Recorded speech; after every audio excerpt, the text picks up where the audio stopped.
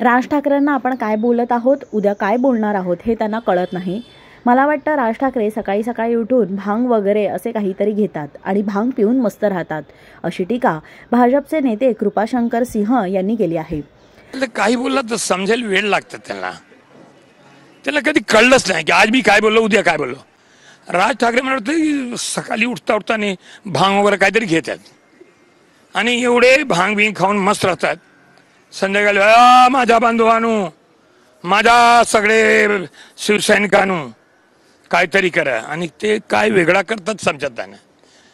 तो असा आहे, त्यांना काय सांगायचं। आज मैं चाहूंगा की त्यांना पण एक भांगचा गोळा पाठवायची प्रयत्न। दरम्यान तुमची लायकी नाही राज ठाकरे साहेबांवर टीका करायची, आणि जो कोणी राज ठाकरे यांच्यावर वैयक्तिक टीका करेल त्याच्या कानाखाली आवाज निघेल असे म्हणत कृपाशंकर सिंह यांच्या या टीकेवर मनसेकडून देखील जोरदार पलटवार करण्यात आलेला आहे। ताज्या व नवनवीन बातम्या पाहण्यासाठी आजच आमच्या मुंबई न्यूज 24 चॅनलला सबस्क्राईब करा।